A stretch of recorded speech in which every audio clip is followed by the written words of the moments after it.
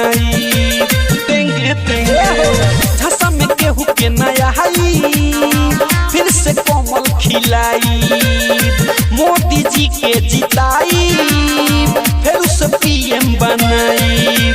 लगी खूबे नारा जनता के द्वारा किसी से नहीं डरेंगे जो लड़ेगा उससे लड़ेंगे वोट मोदी जी को ही देंगे जो लड़ेगा उससे लड़ेंगे वोट मोदी जी को ही देंगे देंगे देंगे वोट मोदी जी को ही देंगे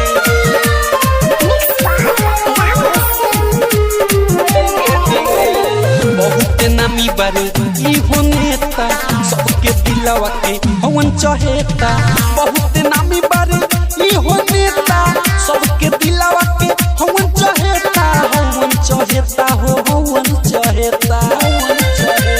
पावर दिखाइब फिर से जिताइब पीछे नहीं हटेंगे जो लड़ेगा उससे लड़ेंगे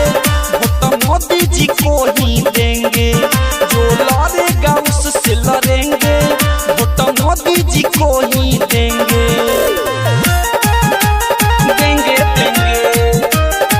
वोट मोदी जी को ही देंगे